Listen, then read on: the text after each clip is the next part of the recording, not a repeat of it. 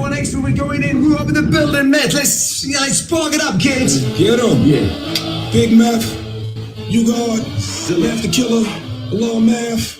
Y'all already know how we get it in. Wu-Tang forever, baby. We about to go down. Yeah.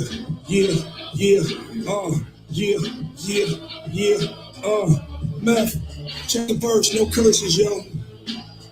Listen, still living by the code. Too many pretty women still living by the yo. Yeah. Here we go. No curses, yo. Check the joint.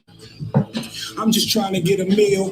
When I started rhyming, wasn't trying to get a deal. I was trying to get a feel. Homicide, housing bodies, wine in the hill. Man, ain't nothing worth me dying in the field, especially when I'm trying to pay the bills. A lot of y'all relying on the steel and see the court denying your appeal. If y'all don't know nothing, you better know it's real. If it worked like a workshop, better know the drill. I'm past childish games. I'm just trying to take me out of my game and call my black women out of their names. I'm serious, they out of my brain. Understanding my slangs, fast and furious, they out my lane. Boy, I'm hot, kids be calling me Blaze. In the industry, I'm not, they be calling me slave. I ain't trying to burn the spot, but I'm setting my ways. I'm just a product of the block and the city I'm raised. I'm still living by the code. Too many pretty women still living by the stroll. Daddy pimping them for dough. Early in the morning, cops kicking in the door. Man, I think somebody snitching on the low. I caught my father sniffing on that snow. That's when he tried to tell me things are different than before. Kids don't listen anymore. That's for sure. We used to ask permission from my folk. Ain't no food up in the kitchen cause we broke. And I ain't trying to miss another meal cause love will get you killed. And if it don't, your baby mother will. But y'all ain't recognizing that it's real until that undercover pull a shield. And now it's kind of late to cut a deal. So I ain't gotta tell you how I feel. Why I'm trying to keep my pocket stuffed with $100 bills. I should have went to school and got a skill, but it wasn't in my future, so I steal. That's why I got this Ruger in your grill. All right, let's talk this boxing. I couldn't resist. Oh, the Method Man, dog. What's good this morning? Let's talk this boxing. Bob Arum, let me make sure y'all can hear me. I know y'all can hear me. I know you can hear me. When I started rhyming, wasn't trying to get a deal. I was trying to get a deal. Yes, that is my dude. All right. Let's talk this boxing. All right, let me turn this down a little bit, get the sound right. That was just a little bit of fun. What's good this morning? Let's talk this boxing. All right, so Bob Arum made a complete and utter ass out of himself. Fannon, shout out for holding down Wilder on that panel. I don't know what panel is what. What panel? What panel? There was a panel. There's a panel about Deontay Wilder. Ooh. That must have been the easiest panel ever to participate in. You know what I mean? What's going on, Bumpy Thompson? Yeah, man, that's my dude. Met the man, that's my favorite dude. Unspoken Toss, what's going on, man? Quentin Payton in the building. What's going on, man? How you doing today, man? We're going to talk about this Bob Arum, dog. Oh, Darius Flowers said, Fannon, did you see the fight hype clip of Tyson Fury punching the heavy bag and the ceiling falling? Look how he throws his punches. He throws them correctly and not using his palm. And on whose channel? Blood Boxing's channel? That's, yeah, okay. It is what it is. Look, man, there ain't no defending. Dude, Tyson Fury cheated. What need is there to have any more discussions? What, I mean, that's an easy fight to have, dude. Everybody knows the dude cheated. Like, what panel is there to have, dog? You show the gloves, that's it. It's just a wrap right there. Like, what is there to talk about, dog? For real. Tyson Fury cheated. It's over with, okay? People now trying to creep into having honest discussions about whether the guy cheated or not. Man, get out of my face with all of that, dog. He's get out of my way.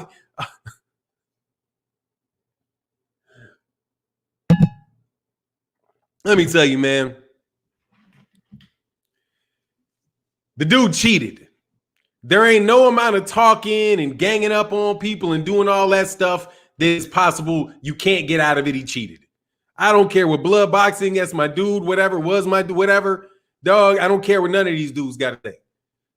They can be a million people sitting there screaming in my ear. Every one of y'all know that Tyson Fury cheated, so shut up. Why are you wasting people's time? Why are you wasting people's time with that? The next question is, what is going to happen next to Tyson Fury? I don't want to hear that garbage. You know what I'm saying?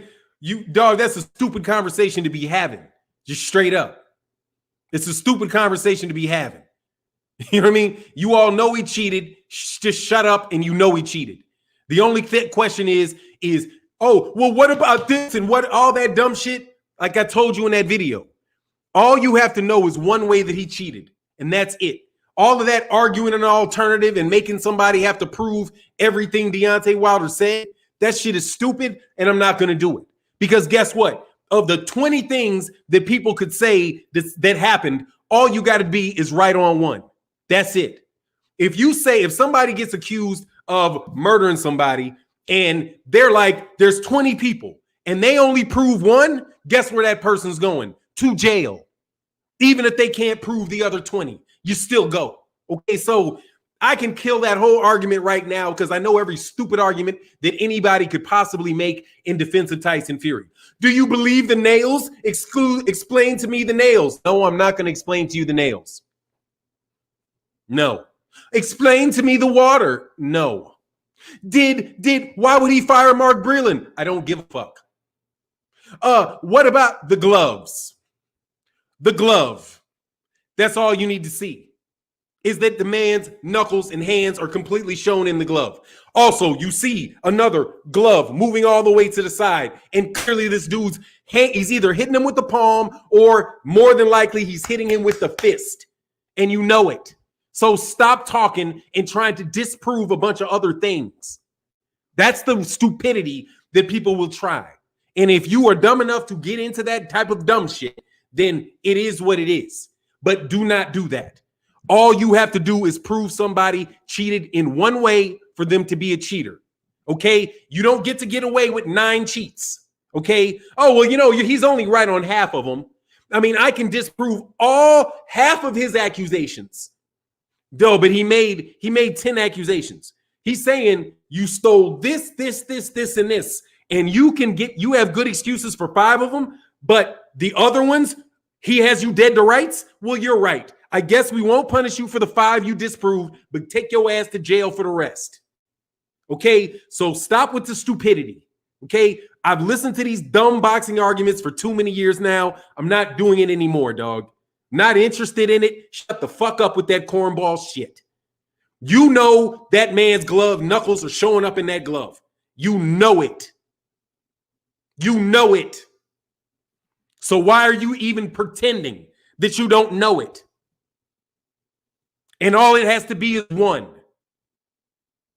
So no, any stupidity with a bunch of people, blah, blah, blah, yappity motherfucking yappity, bap, bap, bap, bap, bap. That's what it is. Because you know and I know that I asked people and they admitted it. The body was already laid down on the ground months ago. Okay? Because I saw it coming and I asked this question for people that want to, whatever, dog. I asked this question. See, because I don't believe in playing with food.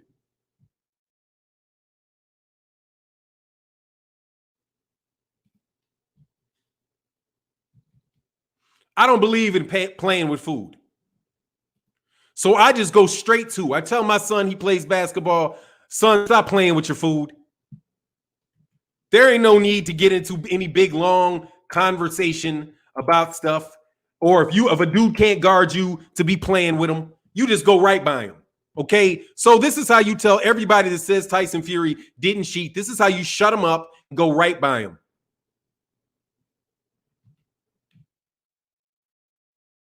A hand sticking out this goddamn glove. Shut up. I don't want to hear it. Shut up. That's a hand. And I asked you, if that is his hand, if that is not photoshopped, should he be banned for life? And I asked Blood. I asked him, and he said yes. Guess what? That is not photoshopped. That is his hand. So according to what Blood said, that right there means he should be thrown out for the rest of his life. I got it on tape. So no need to play with food when it's already done. Don't want to hear none of that nonsense about that man didn't cheat. You know perfectly well he cheated. And so does everybody else. And you guys can have all of I don't need your fucking views. I don't need your views. I don't need your stupid conversations. I don't need none of that. All of y'all know that dude cheated. So just fess up. And then shut up. And then wait for the next conversation to take place where you can regain some sense of responsibility. Because just because you don't want to admit the guy cheated doesn't mean he didn't get cheated. And just because you think you can disprove this and that and this doesn't mean you can explain away everything. And he is guilty beyond a reasonable doubt with that glove. It's on tape. Okay? It's on tape, and we ain't no hoes. Okay? We ain't your chick. You ain't just going to be, wasn't me. Wasn't me. Nah, dog, it was you. Okay? It's you. You're on tape. You're covering up cameras. What you covering up cameras for? Fuck is that? Man, get out of here. Just get out of here. Childish debates. That's childish debates. Period. And I don't have to sit in on them. I ain't got to listen to them. Please. This game ain't level. This game ain't level. Y'all are playing games with that conversation. You playing games. You playing games with that conversation. That man was cheated and you know it. You just don't want to fess up because you're looking bad. Because you've been doubting it the whole way. And no matter what happens, just like AJ fans, the truth shall set you free. And that's what happened all the way. Deontay Wilder let the contract expire. He let the contract expire. Man, that dude, what happened to that fight? What happened to that fight? All trolls thrown out on sight. All trolls thrown out on sight. Wrenches have a field day. I don't even want to see them. I'm not even talking to you, homie. Not even talking to y'all. Because you know you full of it. Period, point blank, period. You know you full of it. If you defend to the notion that Tyson Fury didn't cheat.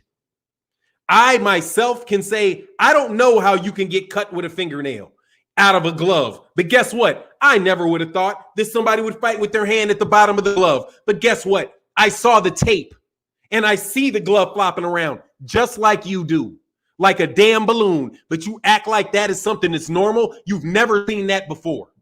You've never seen that before. Nobody to date can show anything that replicates that foolishness. Dewey Cooper is already out there saying he knows that Tyson Fury cheated. He explained what it was. And Dewey Cooper is in the Mayweather gym. The other people that are making defenses for Tyson Fury are not even denying it. Tyson Fury is not even denying it. You're denying it, but he's not denying it. Please don't bring any childish conversations in front of me. No more. I don't care, dog. Y'all ain't never got to have me on your damn shows. You ain't got to come on mine. I don't give a shit. Because you are doing that man wrong when you say that man don't cheat. That man did not cheat when you know that guy is already tested positive for performance-enhancing drugs. You know he got into the ring with Christian Hamer with his thumb disconnected. You know all of these things are true. But yet you want to have little petty debates about facts that you do not know if they are true or not and feign some type of neutrality just in case it goes the wrong way. Nah, dog, you either all the way in with the truth or you're not all the way in with the truth.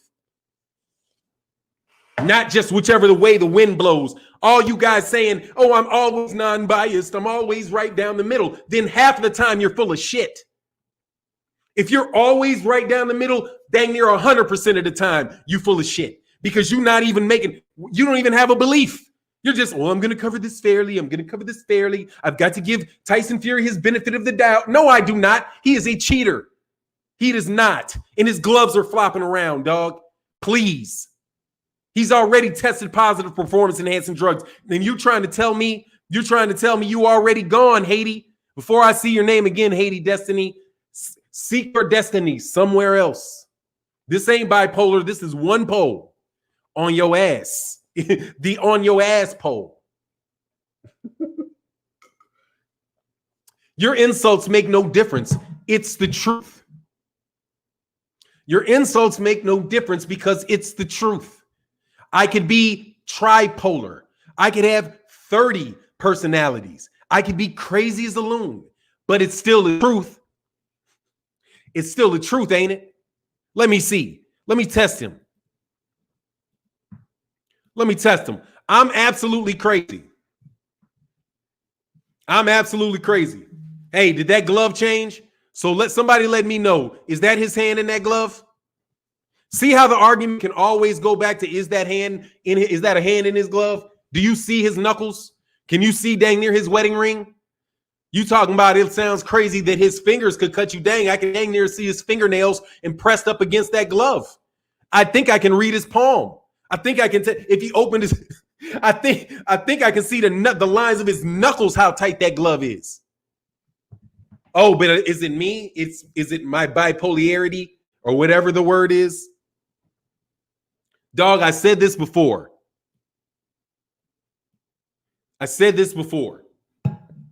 Knuckles. Soon as I saw that man's knuckles, as soon as I saw that in the glove, soon as I saw this in the glove, because you do not have horizontal line. Sorry, you do not have vertical lines in your palm. You have vertical lines right here, right there. And when I saw vertical lines, I was like, oh my God. And then when Joey Spencer just came out and said, hey man, this is the case.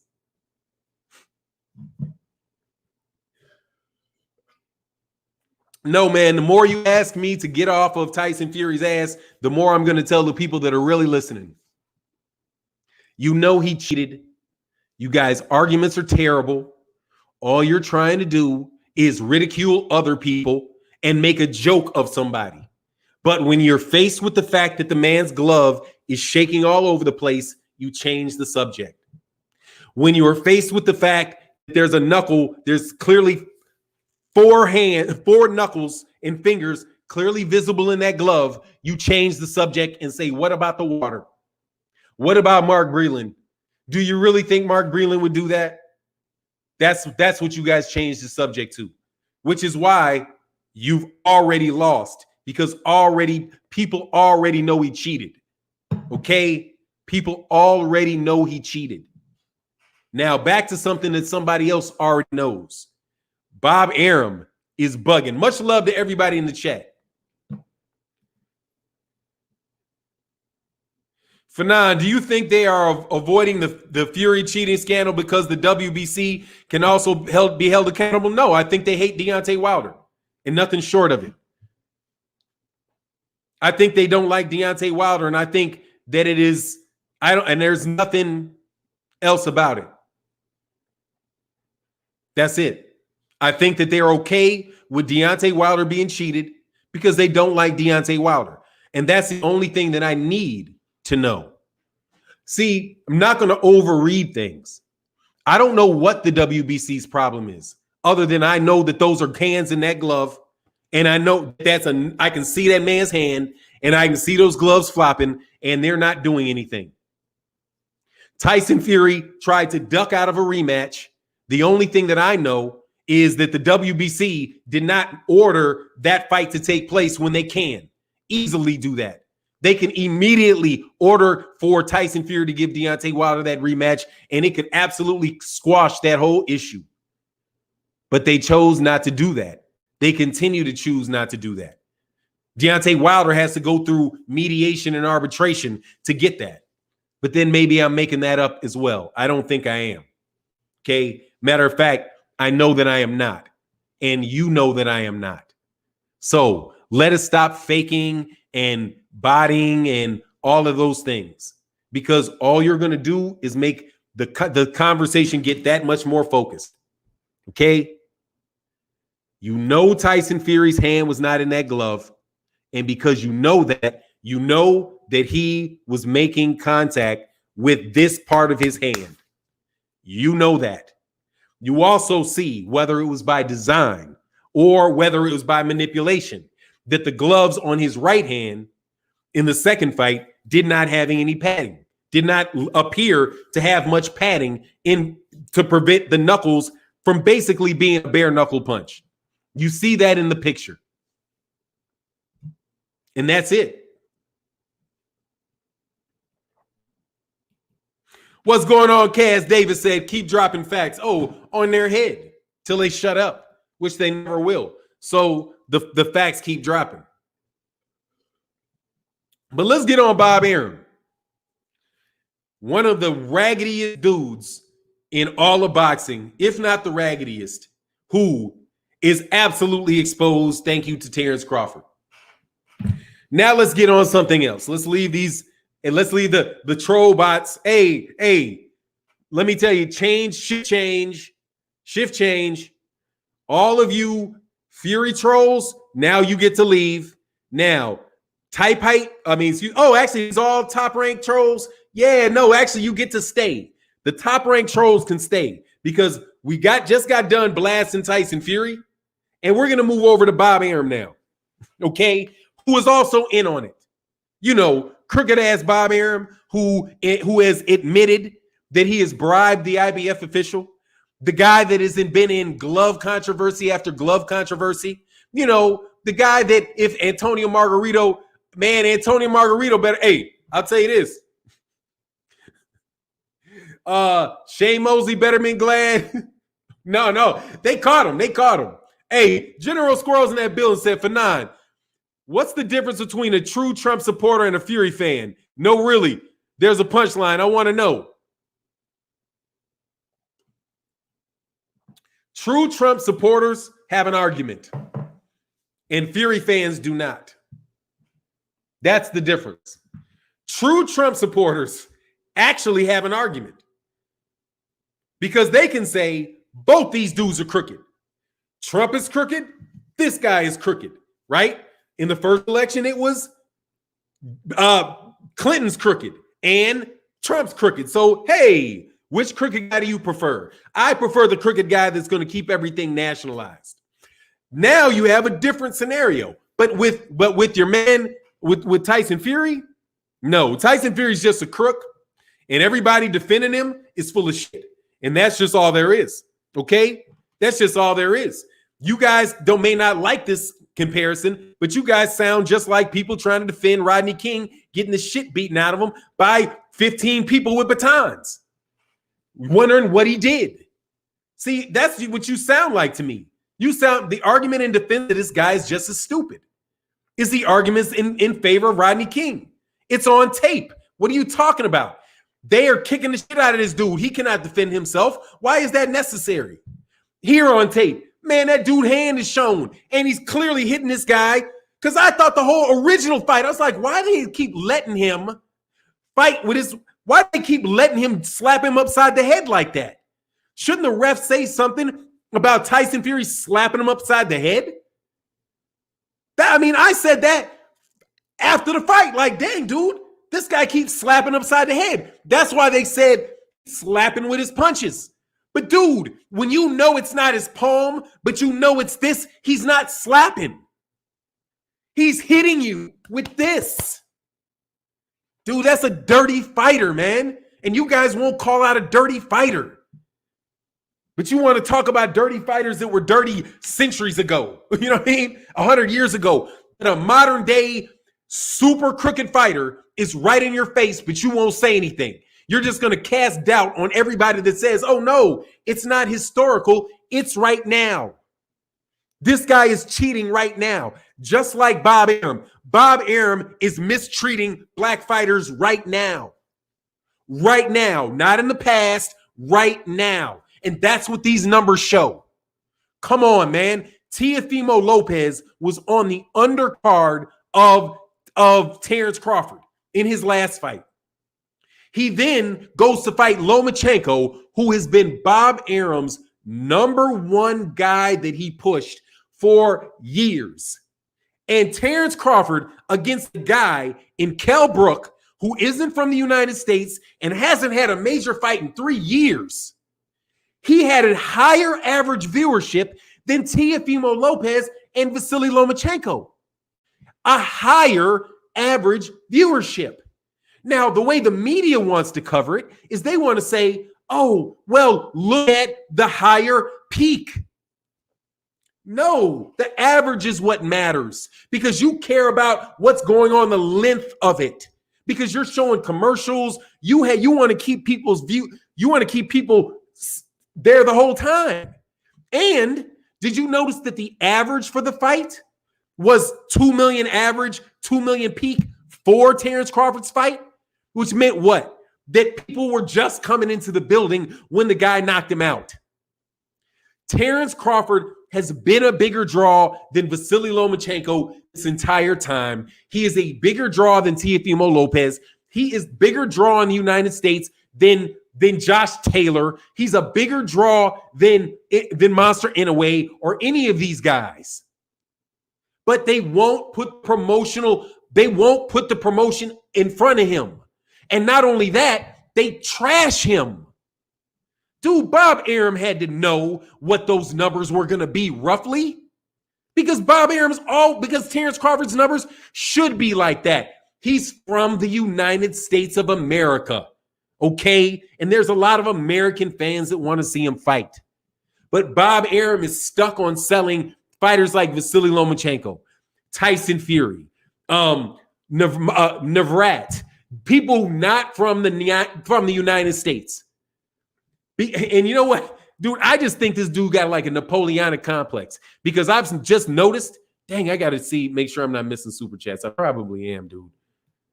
I'm sorry, or probably not. Maybe there's not.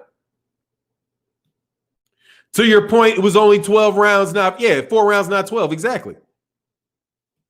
Bud is bigger than all those corporate made stars. That's the best possible way that you can say that. He's bigger than all those corporate made stars. So why don't you choose to promote him? Why don't you choose to promote him? You knew this last year. They knew last year. So why didn't they choose to promote him? And then they act as if it's Terence Crawford's personality that's preventing him from people liking him. So how does this work? If Terence Crawford doesn't have a personality and that's why people don't like him, and Teofimo Lopez does have a personality and that's why people do like him, then why is Terence Crawford's numbers better than Teofimo Lopez's? Because Teofimo Lopez's last 2 fights, one of them was on the undercard of Terence Crawford. And then he immediately jumps onto a co-main event with a main event with Vasily Lomachenko. You see how that works? Do you see how they vaulted Teofimo Lopez? And then immediately compared him to Bud and was like, this is why Teofimo Lopez is going to be a more successful fighter? Dog, that's ridiculous. First of all, Teofimo Lopez is kind of obnoxious. It's just kind of what it is, dog. If you think people are going to wind up loving Teofimo Lopez, man, get out of here, dude. The dude is kind of obnoxious.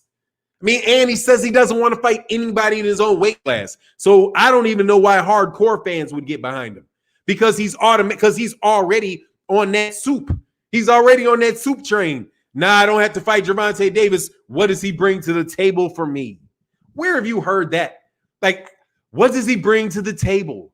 He turned into what does he bring to the table? Dog, you know what he brings to the table. Are you going to fight him or not? Are you just going to fight him or not? What's going on, Cletus Smith? What's going on, man? Just real. But Bob Arum cannot see that. Bob Arum, but they do see that. And Monster Inoue already way up there on the top 10 pound for pound. But here you go. Oh, I love this King Tony. Great comment, King Tony. He threw Rigondeaux under the bus too. I've never seen a promoter that trashes his own fighters. Did you know that Guillermo Rigondeaux's numbers, when you compare them to Lomachenko's, when they were on HBO, were virtually the same? This is a repeat thing. Guillermo Rigondeaux was as popular as Vasily Lomachenko after he beat Nonito Donaire because people wanted to see him. I'm telling you what this is. They don't want the ghetto in the party. That's what it is. They don't want the ghetto in the party. And I'm just going to be for real, all right? There is this thing that people do. And can I be honest with you, black folk? Can I be honest with you, black folk? Because this is what I've noticed. When your fan base is like really street, and I'm not a street dude, but I know you guys have seen this. It don't matter how much money that the street dudes spend, people don't want them there. People don't want them there. In mass, they don't want you there. Nah. In mass, they don't want you there. Have you ever noticed how parks like in DC, you from DC? You know how remember how they had them parties down there in what's the name of that big old park in Rock Creek Park? You know those things they have in Rock Creek Park or Piedmont Park in Atlanta? You ever notice that you can see when there's big gatherings of European people that it's all fun and it's wonderful, you can go through things? When there are young black people there, that's not how that is. When there are young black people, that's not how that is. They don't want them gathering in large numbers. Telling you. Bob Arum probably doesn't want to sell tickets to y'all. Just be real. Because Steve Kim and them don't want to sit next to y'all. Like, dude, do you know how immensely ghetto a fight between Gary Russell Jr. and Gervonta Tank Davis is going to be? Do you know how incredibly profitable yet extremely ghetto and borderline dangerous that fight will be? It'll be huge. Don't want to have a fight. Bob Arum don't want that fight. Bob Arum be out there scared to count the money. Like I'm saying, scared to count the money because y'all make them people nervous. Just for real.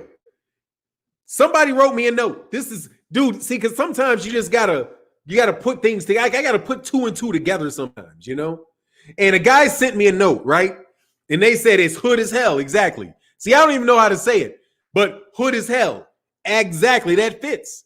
Like west side of Chicago, south side of Chicago, dog. Like they always want to move the party when y'all find it. Once Freaknik was cool until too many ghetto folks started showing up. Then they're like, no, it ain't worth the money. The people with the money are too nervous. They don't want all of this. They nervous something might happen. You know what I'm saying? They nervous something might happen, dog. Come on, man. They don't want y'all. They don't want 10,000 of y'all running up in no raucous, raucous style too. Like try to steal a fight with all them black folk up in there. I'd be like, it'd be a robbery. Hell no, it ain't a robbery. Dog, that's part of the history of boxing too. The home crowd and all that. Did you not see the one thing that they did with Tyson Fury fight? Dog, they priced black people out of the building. They're like, this is going to be $1,500 a ticket. When you do that, you price black people out the building. But that's why, because it doesn't fit. Terence Crawford should be, for real, like if you really wanted to promote Terence Crawford, this is how you'd have to do it. He would have to be the most ghetto dude. He has to show all his inner all of it. You know what I mean? He's got to be all of it. And then have the people that love that be like, that's my dude. He's got to be playing craps. He probably plays craps. Cats play craps. You know what I mean? And just get around and be that dude. You know what I mean? Be that dude. Because that's who's going to buy him. Because those are the people that support him. Right? But, that's just not going to, that's going to be tough to get people to feel comfortable around. And I be laughing because, dog, I love it. Never bothered me. Every time I go to areas like that, I'm like, shit, I don't even understand why people get nervous.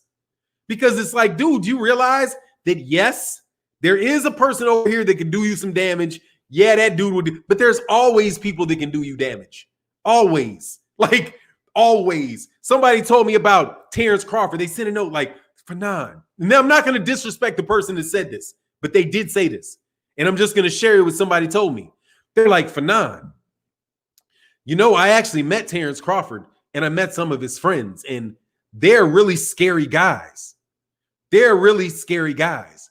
And I was like, it's like, are you telling me this to be so I should be careful because Terence Crawford's boys are scary guys? Like, dog, you wouldn't go anywhere if you felt like that. Like, think everybody would be scary then. Like, what's scary? You know who's scary to me? Somebody that actually pulls out a gun. That's when you become scary to me. Like, I get scared. Okay, there's the gun. You know what I'm saying? But up until that point in time, scared for what? You know what I mean? Everybody got the power to harm everybody else. It's not like I don't have the problem. I don't have the ability to snap and go get a bunch of weapons and do stupid shit to everybody. I do. You know what I'm saying? Like, you're not the only ones that can hurt people. So, like, what is there to be scared? You know what I mean? But if you are that, you got to be that, because that's who's going to buy you. But you can't turn down that money because it's just such a big part of the Black community. That's the heart of the Black community. That's the mass of Black community, is the hood. That's what it is. Whether it's in the South or whether it's in the East, whether it's in the whatever it is, that's who we are. And if we just say that's who we are, even though I might be a little different, right? Because I grew up somewhere different. But dude, if you go through my family, the more family members you count, the more wind up in the hood, because that's where everything comes from. I'm only just one. I was born in it, just moved out of it, but everybody else is in it, right? And then you go back to it because what if you lose a job? What if things don't go right? Where do you wind up going back to? You wind up going back to the Black community. That's just what it is. So that's the problem with Top Rank, I believe, is that number one, if you don't respect the Black community, if you don't really truly respect it, like find value in it, right? Then it can look like everything is so scary. But dude, it's not. It's not like that. It's not like that. You really anybody can cause you harms, dog. There are people in Serbia, like if you talk to guys from Serbia about what they went through, they were kids with like literally missiles landing up across the street. Dude, those guys ain't that. It's not that much different, you know. They will do you damage too. It's just that's just how humans are. But the problem is that they don't tap into that. Now they could say, well, it's not attractive to sponsors. We want people's brands to be associated with us. Hey man, you can get paid two ways. Okay. But in boxing, for the most part, people ain't getting sponsorships. You know why? Because boxers have a tend to slap the shit out of random people just in the street for no fucking reason, out of the blue. You know what I mean? Like, if you didn't notice. I mean, I don't mean to say that like that's a bad thing. It is kind of, but boxers are violent people. Okay? Violent people. And since you're dealing with a sport with violent people, violence is going to come along with that inside the ring, out the ring. It does not surprise me at all that I could see Gervonta Davis flying off and slapping somebody because he's trained to fly off and slap somebody. But you got to sell. But that's what Top Rank won't do. Now, what you guys call that is racism, right? As if it's just simply the fact that they don't like you. Trust me, they get nervous when you walk around. Like, you scare them. You know what I mean? We scare them. That's just what it is. And so they don't want to see a lot of that, especially on their pastime. If you got a bunch of people who don't like Black people, really, I'm not saying hate them. Let me distinguish. I'm not saying a bunch of people that hate Black people. I'm saying a lot of people that don't like Black people. And that I mean is you neutral is not liking. Indifferent does not mean the same thing as like, right? But you actually appreciate, you actually believe in, in the community itself, right? If you don't believe in that, then you're never going to work well with it. But the PBC can't help it. They cannot help it. But because that's where the people that found it came from. Even though I would probably think that like Al Heyman would be different because he was educated at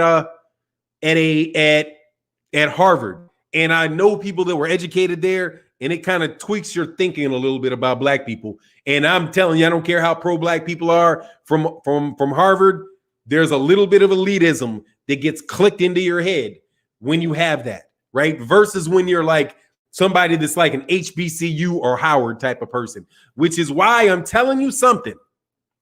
I know that Kamala Harris stuck a bunch of people in jail. I know she did. Yeah, the Ivy League is, you always got to be suspect with those dudes. Like, always be when somebody says Harvard, Princeton, Yale, look like this, look like, all right, number one, what does that say about the person? It means that they take orders well, without a doubt, and they can recite the shit that you give them to recite very quickly. They're going to be very strict, they're going to be very disciplined, and they will be highly intelligent, but they will also be conformists. Believe it. That's how that works. Why is it like that? Because it's how you are educated and what they're looking for. Harvard students can do things like they can read a book. Like their school is very, very hard, okay? And they're very, very bright people. But number one, they're not educated about the plight of black people from black people. They're not educated from the viewpoint of the professors like you'll get at Howard. At Howard or somewhere else, they'll look at what they're doing is it's just pretty much the best way you can get it. Being educated by people that are in the community, that are fighting for the best interests of the same community as you, you will get a different education than you will people that are educating you to become part of their corporations. So where black colleges and universities, will like, they train people, at least when I was there, they're training you to be self-sufficient. They're training you to be, to be advocates. They used to train you to be advocates for black people, right? Because the whole talented 10 thing and the idea that, you need educated people to help guide because, who else got that much time to sit around and think about all these things? Many people have to actually work, full-time jobs. So the academics, but here, let me tell you how important black colleges are. The vast majority of college-educated black people that are professional, and I tell you this, black colleges put out probably 10 times as many of everything as Ivy League schools do. The doctors, the lawyers, they come from HBCUs by and large. The largest number of them, the highest profile ones come from Ivy League schools. So you'll see them put up guys like the Princeton, the young man that was a professor. Either they're either professors at Harvard at an Ivy League, or they're students that came up through there, right? So like Michelle Obama and Barack Obama are known as those are Ivy League people. And trust me, you'd rather work for HBCU people than Ivy League black people any day, dog. Be worried about them if you're a black person, because what they do by and large is they are very good at cutting fucking jobs. Okay. And that's just my experience. Like they make me like, I would never want to work. I don't want to work with them. I don't. And I think that you get like, yeah, anyway, but that's why I say that's just that stuff. I don't want to get into too much more of that. Al Heyman went to Harvard. Yeah, but he got an MBA from Harvard. That's different. MBA is different because MBA is that's post grad. Where did he go to undergrad? Right? You are where you went to undergrad. Like I'm a Dillard. Really, I'm Dillard because I went to law school at Howard, but I went to undergrad at Dillard. I was educated in New Orleans, right? As a young man, like out of high school for 4 years in New Orleans.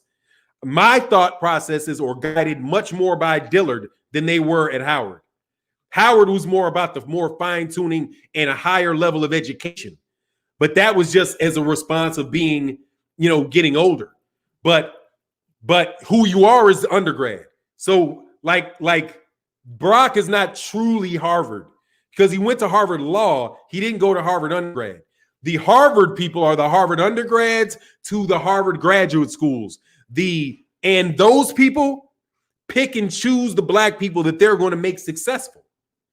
And that's who they are. Like, if you want to be successful, you go to Harvard, not just for the education, but you go there for the brand.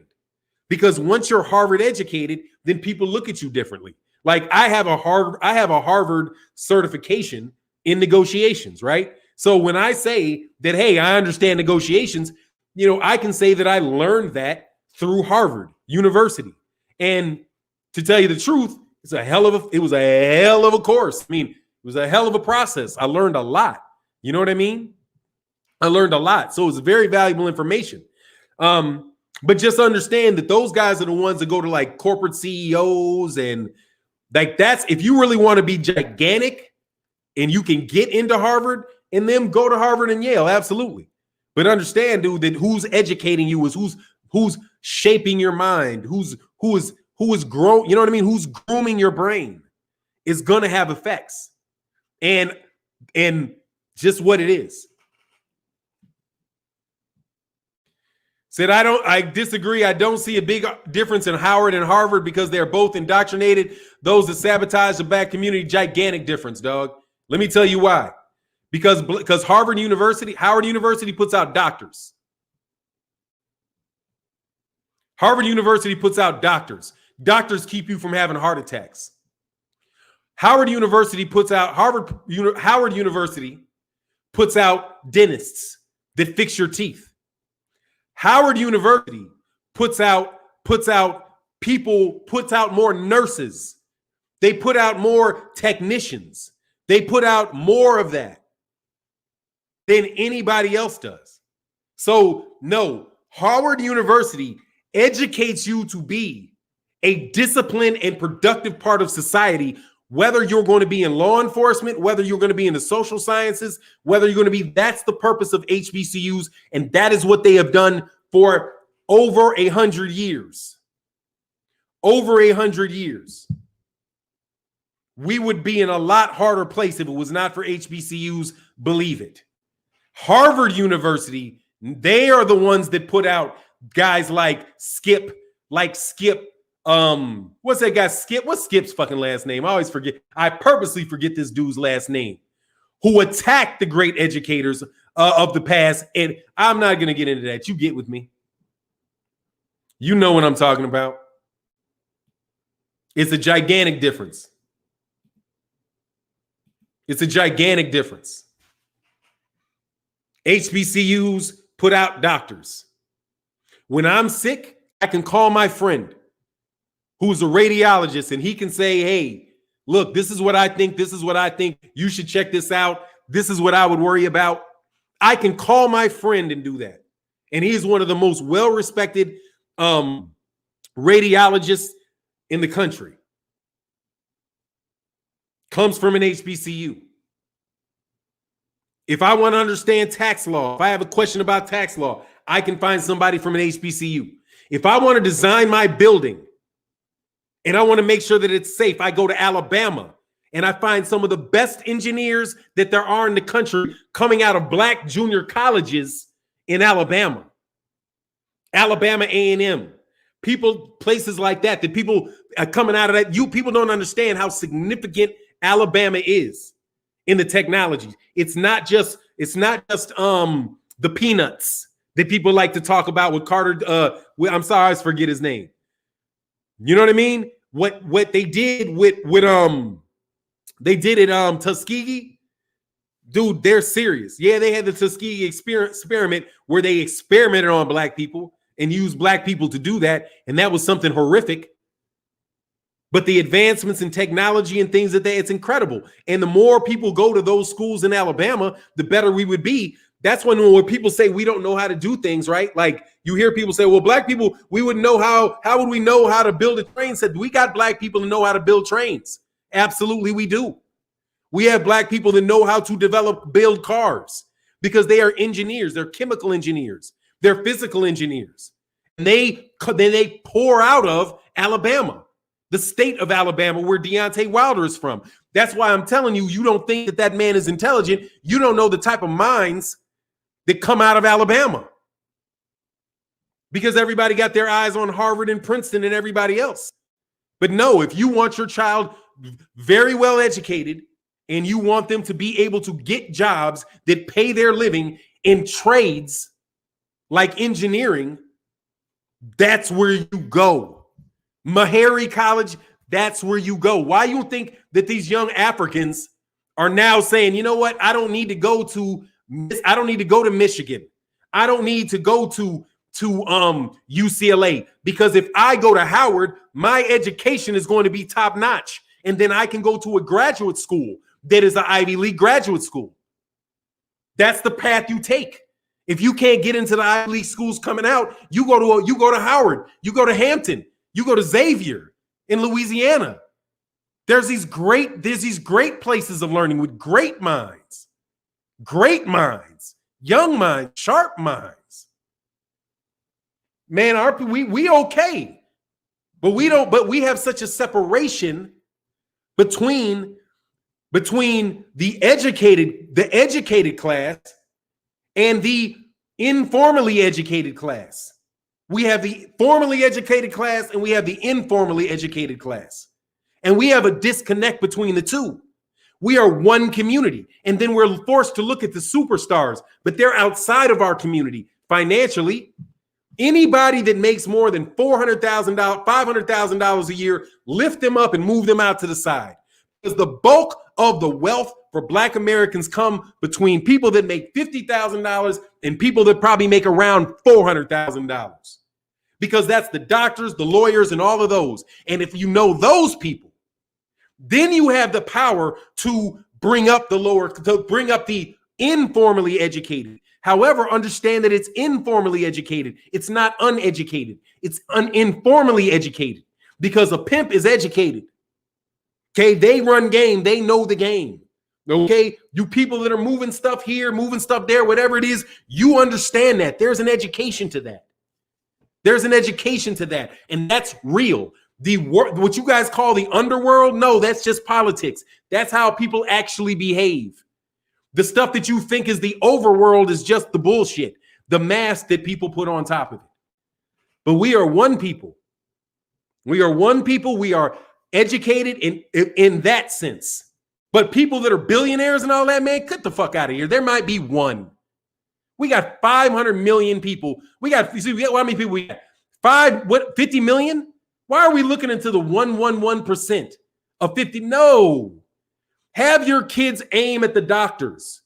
Have your kids aim at the lawyers. Have your kids aim at whoever knows how to ply his trade. That's who you focus on, not somebody that is unrealistic and off in the cloud somewhere. But somebody like me can listen to 78 Sports TV and become educated on things I had never experienced, with a mind that is equally as sharp, and a man that has spent not as many hours as I am because he's younger, but you can tell he plied his trade every hour that I was plying mine. And there's 24 hours in a day. He who does not know one thing knows something else. But when we look at the financial aspects of it and then stratify ourselves and judge ourselves based on that, then the stupidity happens. But all we need to do it is within our own community. That's it. And people in boxing can hate this. I'm telling you, I'm not talking to them. I am talking to Black people. And that's the only people I'm talking to. We have 50 million people. Of the 50 million people, around 25 million of those people like sports. Of that 25 million people that like sports, about 12 million like boxing. About half of those, 6 million, will watch boxing. They consider themselves to be fans of boxing. Of that, you probably have about 1 million hardcore boxing fans. Somewhere around those are the numbers, because those are the numbers Steven Espinoza uses when he picks his fights, and the PBC uses when they put their fights together. And that's why they're so much more successful than Top Rank. Because Top Rank is selling to some fantasy zone of people that don't like boxing. Okay, they may like one Ukrainian guy, they may like one Kazakhstani guy, but they really don't like boxing like that. So they're not going to come on a regular basis. And it is the consistency that's important, man. Now, Bob Arum wants to be consistent, but he wants to be cheap, right? He'd rather just have 100 fights that he makes $10 on, right? So he makes that money versus having one big fight that may go this way or another. That's why he is limited. That's why he survived, but he's never excelled because he is a guy sitting in the back office. He's a little, how tall is Bob Arum? 5'3", 5'4"? He was like the original, these boxing guys, these basketball players that are guys that are ruining the sport of basketball with all this unnecessary, stupid analytics, right? Like now, the analytics say take a 50-foot jump shot. So the whole game becomes people take 50-foot jump shots. And then it winds up being a self-fulfilling prophecy because the best shooters are the ones that shoot 50 million jump shots. But that's because you changed the rules to allow them to do it. Statistics do follow your desires. And what you want, eventually those statistics will become shaped to your will. Because all that is a matter of consistency.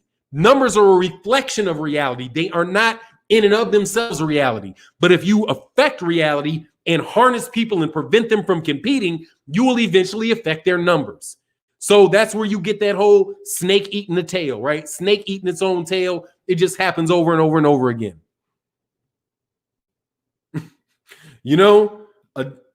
Man, look, dude, that's not true, dude. I've had more Harvard people work for me than I've worked for Harvard people, so stop. Okay? You will have, I guarantee you will find just as many HBCU people I won't say just as many. Dude, please. I've had more Harvard people work for me than I have worked for Harvard people. Because guess what happens when them black folk get up out of Harvard? They're black again. Don't think every one of them get to the top of the hill. They do not always get to the top of the hill.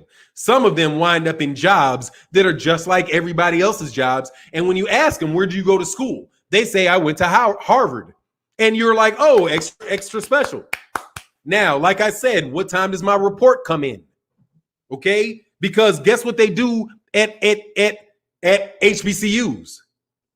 They give you game at HBCUs. Because, dog, in order to get through an HBCU, in order to get those jobs, you got to have game.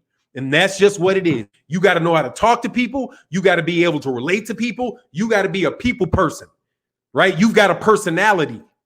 The people that come out of Harvard get taught how to obey and how to obey quickly. But when a lot of them, not all of them, obviously, but I'm telling you, the only race that Barack Obama lost was against Bobby Rush. Bobby Rush whooped him easy because Bobby Rush had more game and black folk related to him. And they're like, dude, I don't believe you with all of this. It wasn't until Sterling. I always mess his name up. But anyway,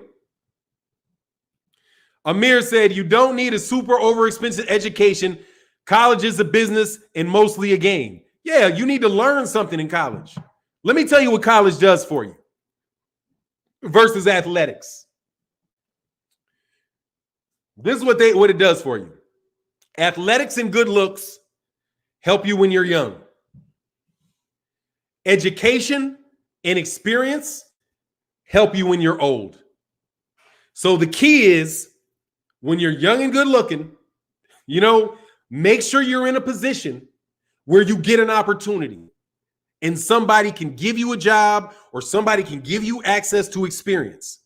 And when you get it, bust your ass. Okay? Later on, when you get older, your education and your experience will then take off.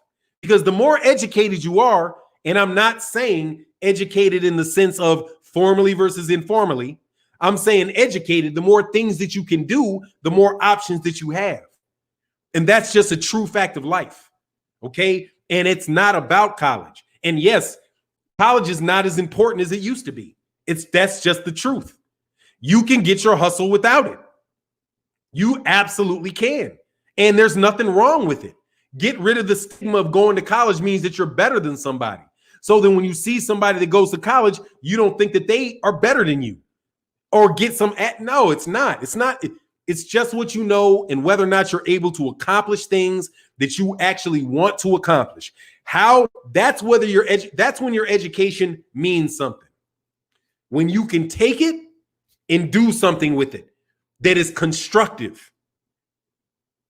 When you can take it, do something with it that is constructive. Now, if you're educated to steal from people like Tyson Fury and cheat and all that, that may be something different. But he does have that education. Absolutely. Knowledge equals wisdom. Wisdom equals power. But what is power? People talk a lot about power. What is power? Money, power, respect. I always hear that. Do people define that word for themselves? All power is, first of all, is relative. It's relative, but it's just your ability to make something happen that you want to have happen. Okay. If I say something bad about you and I can make a whole bunch of people hate you, I have that power over you. If you can say something to me and nobody hears you, you have no power over me whatsoever because you cannot make me upset where I have the power to make you upset. That's what power is. And power is always relative. It's always relative. Leverage is always relative. There is no permanent A side, permanent B side. There's just alternatives and who has the best one. You know what I mean? 78 Sports TV said, my aunt went to Morehouse and her personal assistant went to Princeton. People sleep on HBCUs. Absolutely they do. I mean, it's like, that's where you go. If you're not going to, and that's where foreigners are going. You better believe that these Eastern Europeans know about HBCUs because that's their whole swim team. Okay. Who do you think is on these swim teams and getting these sports scholarships in these sports like golf? Those are Eastern Europeans packing teams at HBCUs because the money is there for them and they come to HBCUs. There are people that go to black law schools, go to black medical schools, all of those because the education is the education and it's very good education. Dude, black people are not dumb, okay? Only people that think black people are dumb are black people and white people. John Wick said, education and experience help when you get old. Big facts. It does. Like a mug, it helps. Like, I am so glad that I have everything that I learned and I suffered. And I was like, man, why am I learning this? It doesn't apply. No, that shit works. Okay. Get ye wisdom. Above all things, get ye wisdom. Okay. It's important. It will save you because it gives you more options. Way more options. A power is the ability to impose your will. No. Not to impose your will. What about resist? What about resistance? I can resist. I don't have to impose my will on anybody. I can sit here and say what I want to say. And as long as I don't care what anybody says about me, I'm perfectly good. I'm not imposing my will. I'm resisting yours. See, you can't move me. So you have no power over me. And I have the power to do what I want to do because you can't affect me. I like that, though. I like that. But you get the point. That's what power is. People overcomplicate a lot of stuff. Don't overcomplicate it. That is what it is. Okay? And that is the reason why we need to support black fighters. That's the reason. Okay? We cannot let them fall. If we build our own strength, and we can stand them up, then guess what happens all of a sudden? Magically. Losses don't matter anymore. Losses no longer matter. Because we want to see Terence Crawford fight Sean Porter. I don't care if he just lost. We're going to buy it. Right? But how do we ever get that way if we don't talk to one another and we don't build a coalition of boxing fans ourselves? In order to get what we want as boxing fans, we need to reach out to more boxing fans and get them to believe and think the way that we think. Because the more that there are, the louder our voice becomes. It's just the truth, okay? And once we get to that point, they have to give us what we want. They have no choice because there's no stronger block than ours. We have the leverage. And racism is out of style right now, which is why I don't throw it around. I didn't call Bob Arum a racist not one time. I explained it in a way where it was his self-interest. Never called him a racist because I do not know if he is one. White America has given up on boxing like basketball due to 2 decades of black dominion. Bob knows this, and that's why he markets white so well, 2 whites against black. Exactly. However, that's why their company sucks, and they're not doing $5 million.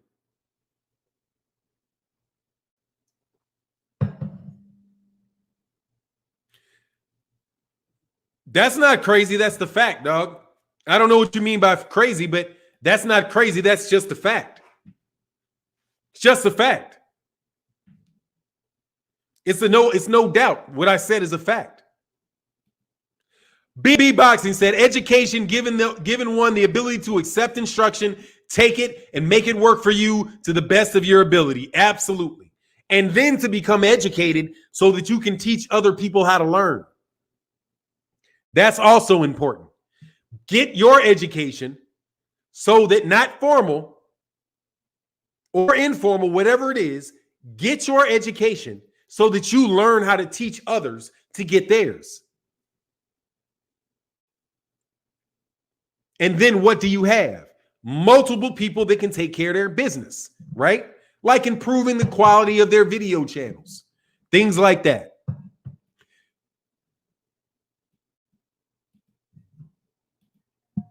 When John Feast, when an unstoppable force meets an unmovable object, that's not possible. That's just not possible.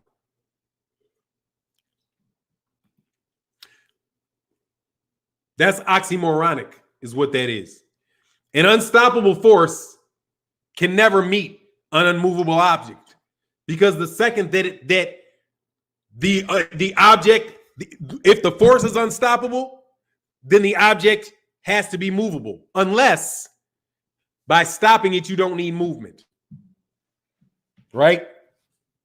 He just goes by it and he doesn't move them. I guess a ghost could be an unstoppable force that goes right through an unmovable object.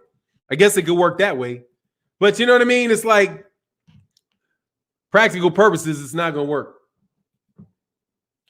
He called Bob Arum a piece of doo-doo. He is a piece of doo-doo.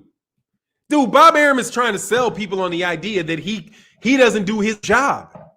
Dog, look, man, Bob Arum is a fraud, okay? He's not a promoter. He never was one. He didn't get into boxing to promote. He got into boxing. He got into boxing to keep the books for the Nation of Islam. That's why he got into boxing. And that's the truth. You guys might not want to admit it, but that's the truth. Why would Bob Arum, why would Herbert Muhammad from the Nation of Islam partner with Bob Arum to found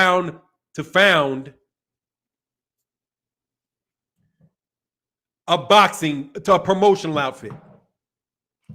They wanted somebody that had sense and knew business to promote Muhammad Ali, who does not need a promoter. He just needed himself. But you do need a lawyer to write the contracts. You do need accountants to count the money. You need that. So that is obviously what they brought. The Nation of Islam brought the muscle. Bob Arum brought the paperwork, and Muhammad Ali brought the talent. That's what formed Top Rank. But Top Rank is now talked about as if Bob Arum was the co-founder. Bob Arum founded Top Rank. the fuck he did. Maybe on paper he did, but he would have never made it anywhere without Muhammad Ali. Guess who else would have never made it anywhere without Muhammad Ali? Don King. But what is Don King? Don King is a promoter. Didn't you know what he brought? He went out and promoted the fights and got the people to pay for the fights. And that's why he made big fights. And Bob Arum now makes little fights. That's what Bob Arum likes. Little fights where everybody works for him and all the dollars make sense. And he keeps saying, I'm going to be here for 50 years and I would rather make $1 million a year for 50 years than make $2 million a year for 2 years. And he skimps and scrimps, and that's what he does. And guess when he makes these? Do you know when he shifts? The people that he likes? Whenever one asks for more money, okay? That's just what it is. The black fighters want to make a lot of money, okay? And that's been that way for a long time. Do you know why black fighters want to make a lot of money and that's been a long time? Because there's been black fighters in America making a lot of money for a very, very long time. Yes, there have been. Black people have been running around in their mouth, driving fancy cars, boo, boo, boo, boo, being stars since 1900s. They've been big money makers in the sport of boxing since around 1790. Okay, black fighters have always sold, but Bob Arum isn't interested in the selling. He's interested in the profit because it ain't about what you cop, it's what you keep. So to him, he doesn't care if Terence Crawford can bring in $50 million if he wants to get paid 48, and he can have Lomachenko Bob can make 5 and give Lomachenko 2. Right? Because in the scenario with Lomachenko, that's $3 million for Bob. In the big mega scenario, it's $2 million for Bob. So why would Bob, the accountant / lawyer, right? Or the lawyer / guy that has accountants work for him, why would he be getting black fighters? You're too expensive. And that's what he says. You guys want so much money, these ridiculous money, all this money. I'm going broke. Dude, you ain't fighting Bob. Bob said that he could have bought a mansion off all the money he lost on Terence Crawford. Dude, Terence Crawford is getting punched. Terence Crawford is getting beat up, Bob. And Bob looks at him like what? A line item on a piece of paper. Because that's what he is. I don't got to respect his pimping. I can recognize his pimping. I see the pimping. But that's what it is. That's how you make money. And that's why Bob is like, they're playing, they're making, you know why they're doing it? Because this is how Bob Arum got Bob Arum. This is how Al Heyman got Bob Arum.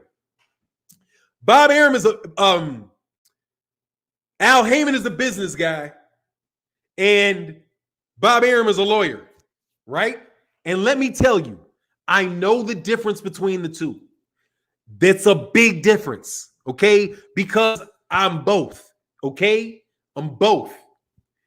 Businessmen have game. Lawyers have rules. That's what we do. But businessmen got to figure out how they can make the money, right? Masters of business administration. I'm going to administer this business. How can I get the most profit out of this? The most profit. So what Al Heyman did is he says, I'm going to go high volume, lower profit. Bob Arum wants lower volume, higher profit. And what winds up happening is, see, when you get the scenario that Al Heyman has and you go high volume, low profit, do you know what you wind up having around you? Quiz, business people. The answer is you wind up having a bunch of very wealthy fighters and a moderately wealthy manager, because the manager is getting a little bit of big pies. What happens in Bob Arum's scenario? With Bob Arum, you get a bunch of broke fighters and a rich promoter. which is why Bob Arum is worth $300 million, and you ain't going to find no fighter that fought him coming close to that when he actually fought for Bob Arum. That's why they always leave, because Bob Arum is making money off of them. And Eastern Europeans became less expensive than Mexican fighters. Because you know why? Because now it's been decades of, they know what happened with, what's my man Salvador Sanchez, rest in peace, passed away driving a Porsche. Hey, died young, but died happy with a lot of money with that Porsche. Okay, Julio Cesar Chavez Sr. making a lot of dough. Oscar De La Hoya making crazy dough. Canelo Alvarez making crazy dough. There ain't no Eastern European fighters making crazy dough. None of them. Not none of them. Not near none of them. Not none, near none of them. None of them making money like that with Bob Arum, right? Because they cost less. Okay? That's how you make money. That's why the Eastern European is dominating boxing. So the promoters can make more money because they don't have a lobby that is going to push them to get more money. That's it. That's it. Okay? They cost less. Just that's why they will outsource. They're trying to outsource the talent. That's what they're trying to do. They're trying to get you cheap Ukrainian knockoffs instead of paying for the made in America. And that's the game Bob Arum's running. Let's tell him that Callum Smith is the best. Because Callum Smith will take, come on, man. Because Callum Smith is a domestic fighter, and you know the money them domestic fighters make over there. You ain't got to pay them as much either. But not like them Ukrainians. Oh, no. Because that's war-torn Eastern Bloc, too. That money goes a long way over there. You know how much money $1 million is to somebody living in Serbia? Like 6 million. It's like 6 million. Okay? 6 million. So, hey, why don't I pay Lomachenko $1 million? Because I'm paying Lomachenko $2 million, but he's really like 8 million because that's where he is. But I don't want to give Tyson, but paying Terence Crawford $4 million? Oh, no. Why? Because I would have to invest all that money to grow him. But he doesn't want to invest the money to grow him. He's cheap. Okay? He's cheap. And he's always talking about money. That's what motivates him. That's what guides him. And that's why he's terrible for boxing. Okay? Terrible for boxing. And that's why any of you guys over there, you're nuts if you think that you're going to get paid by him. I'm telling you, I have worked for people for years, and I have read their agreements. When you read enough of a person's agreements, you know what they want to do. If I read enough of your agreements, I can write your agreement for you. I don't even need to talk to you anymore because I know what your issues are. I know what your sticking points are. I know what motivates you. One of the people that I work for was heavily motivated by growth. So if it costs a little more, hey, it costs a little more because we're trying to grow it. Somebody else was like, they wanted to stay low. See, business is like this with the growth of a company. Give you a piece of advice y'all ain't going to get in a lot of places.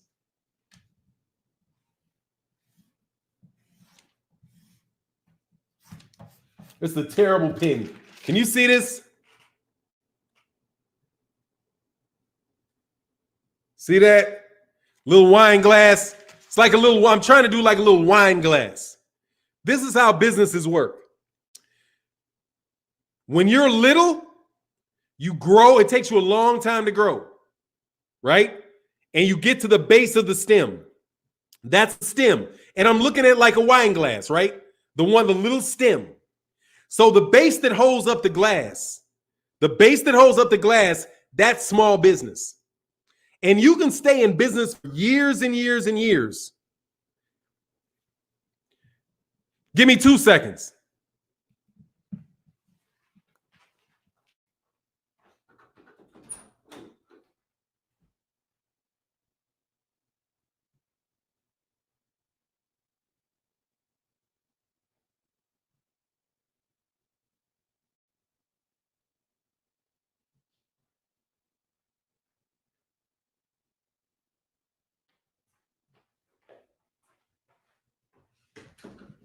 All right, sorry about that. All right, so free business lesson. This is a wine glass, okay? Let me get these super chats real quick.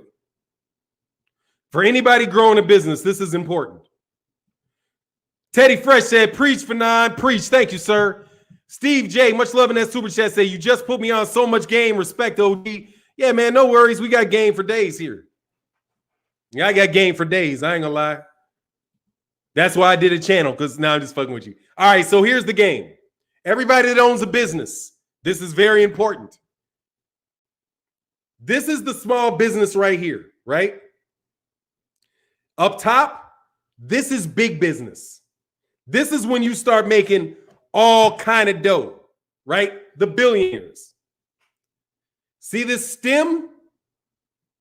This is the route from small business to big business. This is where you die. This is where you survive for years and years and years. Your mom and pop shops, all of that, you're right here because you know how much money you're making. You're like, if I do this, I will make this amount of money and I'm providing for myself. It's reliable. You're not trying to become a billionaire. You can stay in business for a very long time as a small business. In order to get here, you got to build in a lot of expense. Human resources. This is why this is expensive. Human resource systems, communications, right? Marketing, all of the things that you have to buy and pay for to become a big business. You better get up this as quick as you can because this is debt right here. And a lot of businesses die right here. They could have survived here. You got to get up here as quick as you can. But then once you get here, that's when you become the IBMs and, you know, the Facebooks, the Googles and all that, because you have so much capital in here, very cost here, capital here, survival, cost, capital. Most people die here. Bob Arum wanted to stay right here. Al Heyman wants to get right here. And when Bob Arum dies here, Al Heyman can get here and then really grow. And you're welcome. But Josh said, really good analogy. Fannon makes sense. Thank you, sir. No, Bob Arum is not ruining boxing. Bob Arum is not boxing. The media is ruining boxing.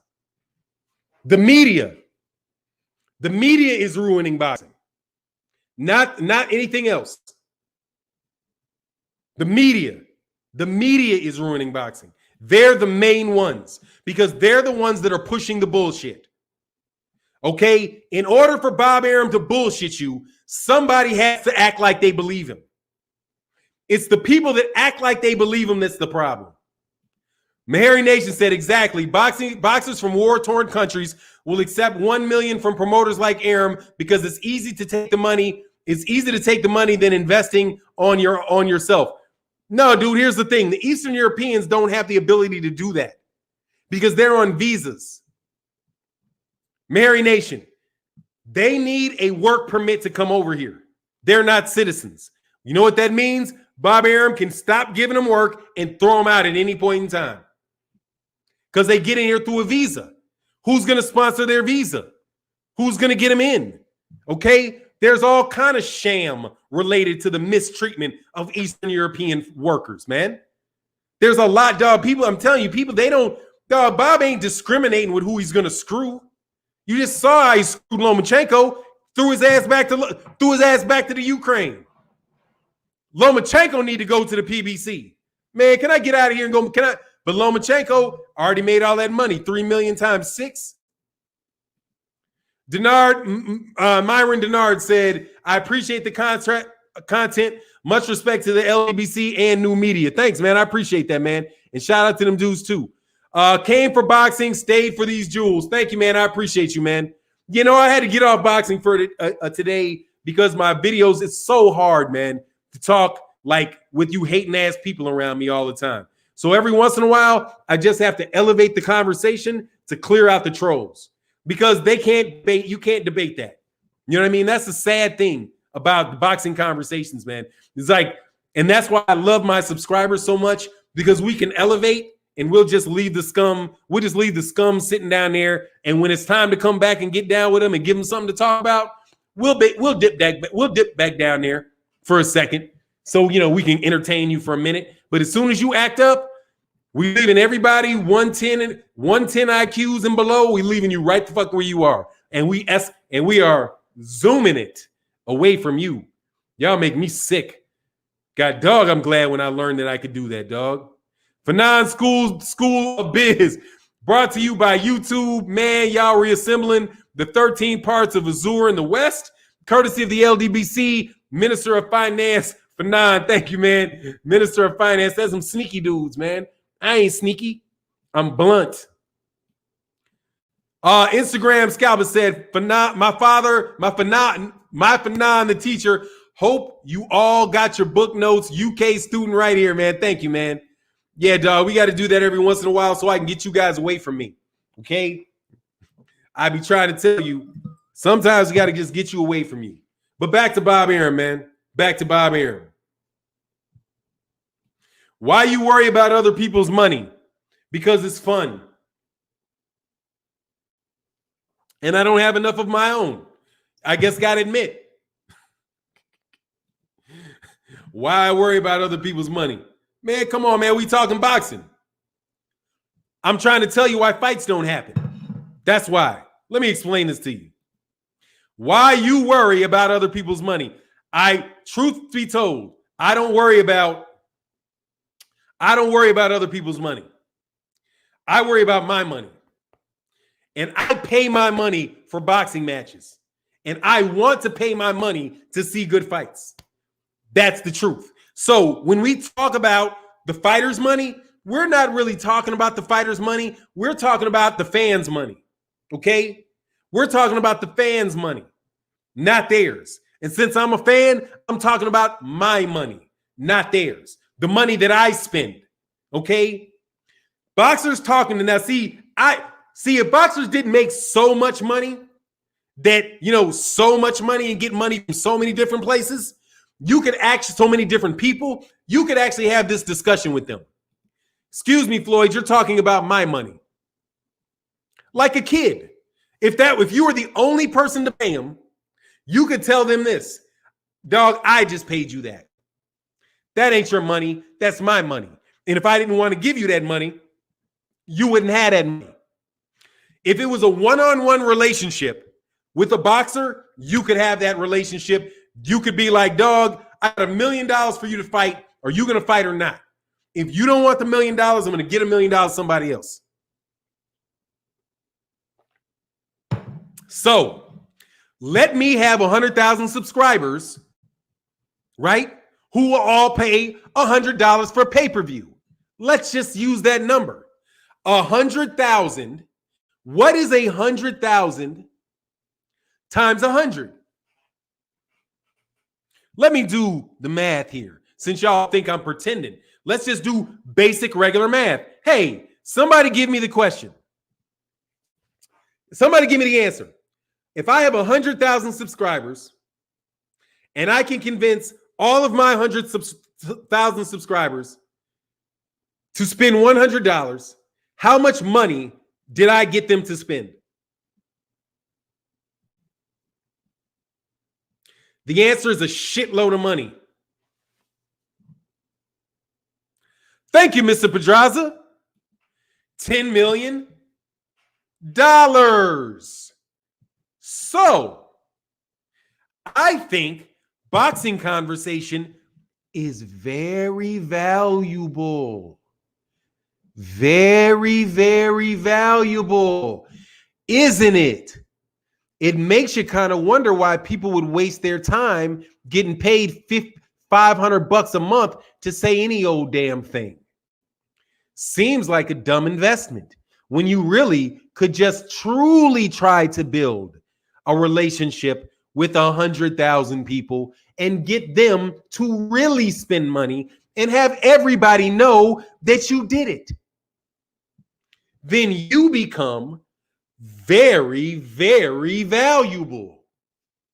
Because you know what else you can do when you have 100,000 people that will actually listen to you? You can tell them, fuck that fight. Don't buy it. What? Don't buy it, Fannon. It's horse shit. Don't buy it. Just don't buy it. Stream it. But then don't even stream it. Because here's a game. Let me tell you the streaming game. Hey, put a 1 in the chat if I want to tell you how they steal money from boxers. Would anybody like to know a way that I could steal a lot of money from boxers? And I think that people are doing it? Put a 1 in the chat if you'd like to know.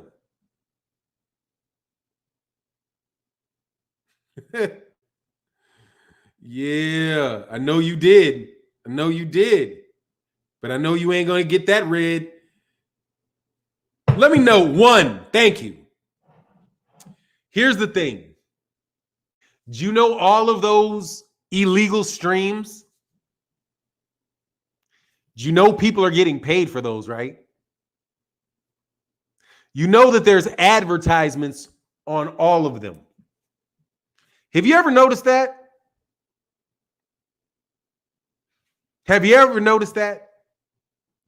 Where they act like just because there's 10 million illegal streams that nobody's getting paid for it?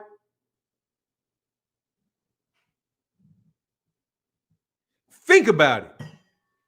What if you had your own private YouTube channel with ads and you just streamed fights through them, and every time somebody wanted to see the free fight, you got paid on the ads, and you got paid 100% of those ads, and you did it in 15 different countries? How much money do you think you would be stealing from boxers? There's no coffee in this. I wish there was. When you were a promoter, just want to let you know. Just want to let you know that you guys don't know how much money you're really worth. You don't. You don't. You don't. Said that's the only way the broadcast is the money. Absolutely. It's the money. You make millions and nobody would know. But you got a clear stream of it with no idea. Man, please. Please. Money pouring out the wazoo. I wish I was a boxer so I could have my own stream. Be like, hey, man, how much money can I skim off the top of this if I get my own stream and I get some people out of Serbia to do this for me? You know what I mean? Run that scam. Dog, Bob is scam daddy, dog. That's what I'm telling you. There's so much money to be made above and below that's why we don't get these fights. Because people are too busy scamming, dog. Said, word, it ain't never rats. What do you mean? Hall report, I haven't paid a dime for pay-per-view in many years, always stream. Exactly. And somebody got paid off of every one of those streams. Every one of those streams. Dog, I don't know what you're talking about with 73rd. Southside Chicago, 73rd. Not from 63rd. Rest in peace to King Vaughn. Isn't there a NASA space station in Bamako? I don't know. What's going on, Raji? But yeah, man, back on Bob Arum and Terence Crawford. Yeah, you guys are exposed media. So I would really like to understand, like, help me understand exactly why Terence Crawford can be not popular and more popular at the same time. Like, how can he be a bigger name than Teofimo Lopez and Vasily Lomachenko, but not be a bigger name at the same time? How do you think these guys actually miss that? That's just something I'm just saying, dog. It seems like they just don't want too many black people at the party, man. With their pound for pound list too. Like, come on, dog. You know there's a line on that, dog. You know there's a line on them pound for pound list. Not to have Gervonta Davis on that pound for pound list, but you got Jermell Charlo on that pound for pound list. Raji said the non-stream. Nah, I'm not doing that because as soon as I do that, I'd get caught. Okay, see, that's why see, this is the thing, dog. Not everybody can commit a crime, okay? Some people can commit crimes and they'll get away with it. If I tried to do that, they would flag that shit right away. They'd be like, boop, right there. We got us one. Put him in the newspaper. Right. Because the people that are catching you are the same people that have competing streams. So no, dog. Man, there used to be this YouTube channel. Let me hook you up with this scam. There used to be a YouTube channel that just conveniently always had these very unique angles at PBC fights. Like, you could go to their channel and it was like you could see the fight, but you would be seeing the fight like you're right next to it. Like somebody on their camera phone, but it wasn't a camera phone. It was shit that was high tech that they could get close with. Like, dog, how the hell did you keep getting that? How did you get that angle? How did you get the camera in there for that? Come on, man. People be running scams, man. And that's what Tyson Fury is, and that's why they don't want a rematch, because they ran a scam. And back to you, Tyson Fury people. Come on, man. You know they ran a scam, dog. When are you going to fess up? Matthew Valentine said, I don't support streaming black fighters' fights. No, I never do. I'll pay for it because I would rather feel like I'm not stealing from them, because I don't think that they're stealing from me. Every pay-per-view fight that I got, I thought was worth the $75. The only pay-per-view that I have not bought from the PBC, the only one that I did not buy was the Gervonta Davis fight with Leo Santa Cruz. And that's because I refused to buy that pay-per-view because I was not going to both go to the fight and buy the pay-per-view. As much as I like them, I'm not going to do that. So I prided myself on my streak of supporting PBC fights, but I had to pull that.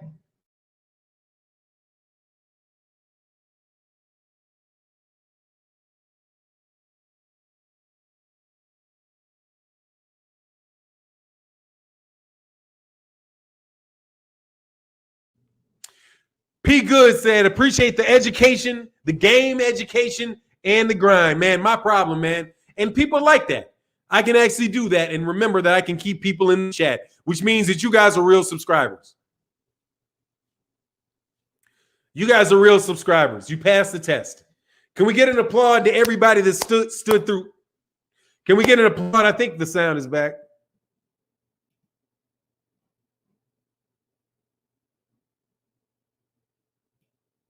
Problem, man. And people like that. I can actually do that and remember that I can keep. All right, sounds on. Which means that you guys are real subscribers. All right, so yeah, man, give me some applause, dog, because thank you guys for knowing that 700 people watched this whole show. And I talked about black colleges. I talked about this was not a boxing conversation if you didn't catch it today. It was not a boxing conversation. I wanted to see how many people would watch me if I talked about things that were predominantly not directly related to boxing, but were related to the improved condition of black people. And that is the whole purpose of this channel. So thank you guys very much, man. I really feel like now that this is real.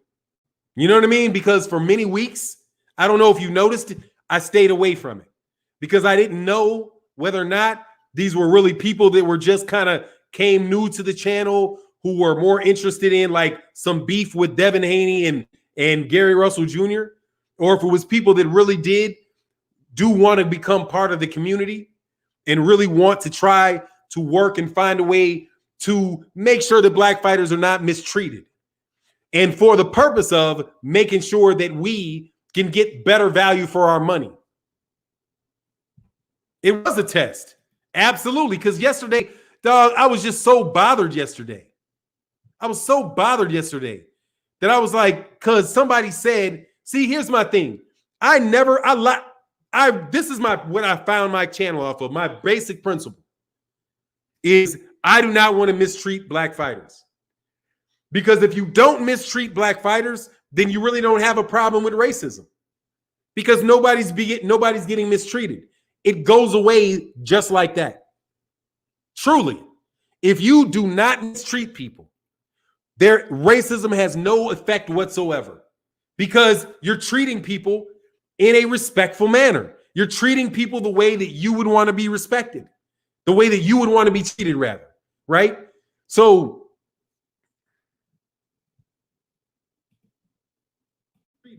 it goes away just like that. okay, now, okay.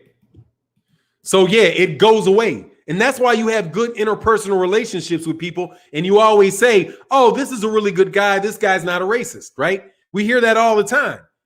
Why is that? Why does everybody that says somebody is not a racist, why do they say it? Because that person has never mistreated them. And I can look at him and be like, yeah, he might not have mistreated you, but I see these guys mistreating a whole lot of other people. You know what I mean? But anyway, knowing that we can have this conversation and a serious conversation like that, and we can improve each other's lives, man, makes it really feel like, yeah, this is not, I don't have to listen to the trolls, okay? Because sometimes now I'm getting videos that are just like I never imagined, dude, that I would put up a video and there would be like 10,000 people would watch it in the first 2 hours. And that's happening now. You know, not every video, but it's happening enough where I'm like, all right, man, are these people really listening to the message? Or are these people that are just really only wanting to look at the title and wanting to argue and things? Because the purpose of the channel is it's based off of, like I've been telling people, independent compensatory code concept, right? And making sure that we try to end the mistreatment. So thank you guys so much. For now, I know that this is really the audience, because the rest of the people I don't care about. Now, I'm not going to talk about this all the time. We definitely going to keep it boxing. But I know that you guys are intelligent people. I know that you're discerning people. And even if you disagree, you're reasonable people. Treat people well in general. That's basic. Exactly. Hey, thank you, man. Raphael Harmon said, hard work and dedication. You did that. And we're going to continue to do it. We're going to continue to grow it and continue to push it, man. Frank the Trucker, man, thank you so much for that love and that super chat, man. Thank you so much, man. Thank you so much. Yeah, Neely Fuller Jr. all day, every day. One of the greatest minds that we've been blessed with in our lifetime that not enough people understand. The brilliance of the brilliance of that man's simplicity. If Bob Arum is not racist, then a mosquito is just thirsty and wants some moisture from you. Black Undertaker, let me tell you why you shouldn't say that. Or not you shouldn't say it. I'll tell you why I won't say it. Because I do not know that to be the case. I suspect it's the case. That's the most I can do. But truly, with Bob Arum, I don't even suspect that about Bob Arum. Like, I don't get that feeling. What I get from him is that he's cheap. That he's cheap. Eastern Europeans cost less money than Mexicans do, and Mexicans cost less money than black people do. And he wants to make a return on his investment. And he's always talking about money. That's why I think he does it. I think the money drives him more than his dislike for people that got color in their skin. Because, dog, if he could make $1 billion off of these two dudes fighting, he'd throw them in there in a minute. You know what I mean? Marlo Stone Sicey Sim said, tipping my water bottle to you, bro. Thanks, man. Much love in that super chat. I suspect. Exactly. That's what you say. You suspect it. And you can never accuse them directly because you don't know, and that's what they rely on. Like, that's the most valuable lesson you can have in the conversation to me. CVP Jr., man, much love in that super chat, CVP Jr. In my 30s, I get much game from the Don for nine. Believe that. Hey, man, and that I've been through my 30s. So I'm there. So I'm here for you for that. All right? I'm here for you for that, man. I'm old and my knees hurt, but I got a memory. And I know what it is to be in my 30s. And I'm telling you, y'all just got to keep grinding every day. Take care of your business on a day-to-day basis. Have a goal and relate everything you do to something that is constructive, and you will continue to grow. And that's just what it is. And that's why sometimes I got to sit back and be thankful for you guys. Or I do sit back and truly be taken back because, you know, I don't know if you guys noticed it, but I was been real irritated lately because, dog, I felt like you know, I got an ego. And I was like, man, it's, you know, this issue, that issue, this issue, that issue, just whatever issue. But then yesterday, dude, I just sat back. There's this dude that gave me this. He sent me this note on Instagram. Hey, by the way, follow me on Instagram. He sent me this note on Instagram. And he said, don't ever change what you do. Oh, no, what he said was this. What'd you say? You're very consistent in your approach, in your delivery. Always be yourself. That's why we fuck with you. And something about that, it just appealed to me because that is what it is. I'm trying to be constructive as I possibly can. And that is consistent, that is predictable, that's repeatable, and I'm trying to do that, right? So the recognition of that from somebody meant a lot, but the we fuck with you meant even more. Because that means, dude, that I really can do what I want to do. And that is to show you that the independent compensatory code system concept works. And it will work for you better than just running your mouth and getting mad at people and politicians and all that stuff. And we could use boxing as an experiment, because if we can force these guys in this area where not a lot of people care about it, right? It's almost, people don't care about boxing. It's not like basketball or football or it's already thrown away. It's always like, it's just a bunch of dirty, crooked people. There's no way you'll ever fix it. It's completely crooked and dirty. You know, yeah, of course we know Tyson Fury's fight was fixed, but so what? There's a bunch of fights that are fixed all the time. You know, that type of attitude. But we, as a group of people who are all acting independently of each other, right? We all work off the same code, which is that we're not going to mistreat black fighters or allow black fighters to be mistreated. But we all do that independently of one another. And we do it consistently, and we do it professionally, and we do it with that in mind. We can grow 200,000 people into a community that will all say, look, we're going to buy this pay-per-view fight, or we're not going to buy this pay-per-view fight. We can create a black Negro League sport fan type of scenario just with the fans, because if the fans show, the fighters will show. We're not going to be, trust me, a group of 1,000 of this many people demanding, talking about these fights being made and saying that we're willing to put our money behind it. No way are people going to have that big stadium full of people and ain't no fighters going to go and get in the middle of it. They're going to have to bend towards the will of the people that are showing that they're paying, showing, and proving, because money talks, bullshit walks.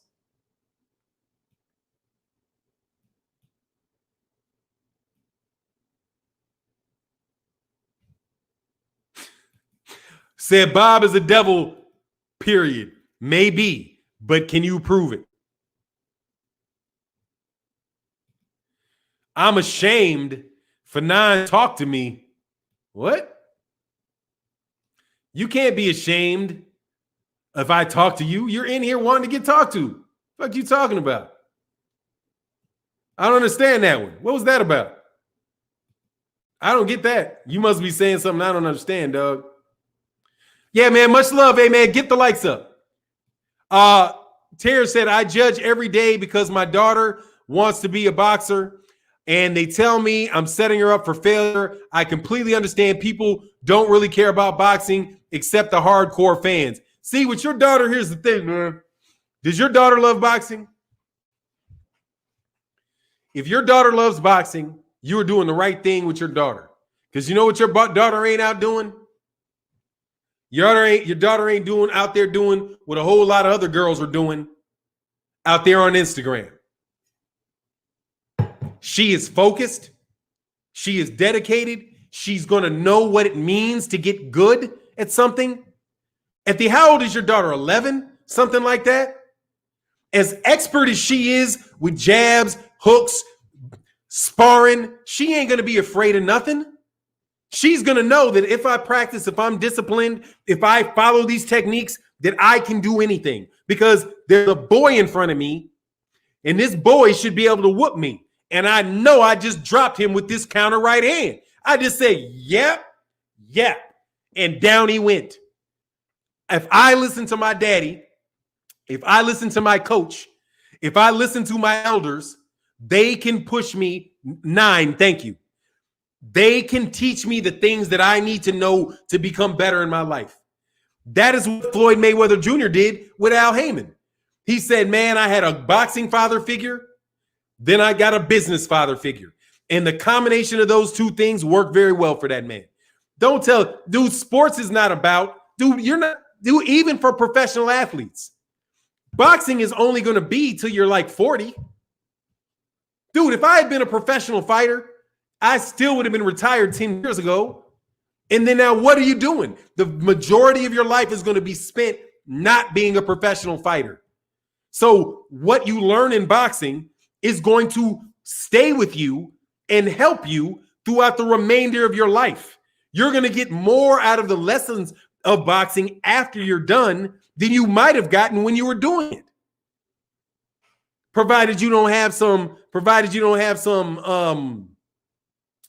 unscrupulous promoter that puts you in a bunch of fights, gross mismatches with guys that, don't have their gloves, with no padding on their gloves and stuff. Exactly, man. Don't get discouraged. Continue working with your daughter. Look, man, that's just what it is. Your daughter can be the best that she can be, and nobody can stop her from being the best that she can be.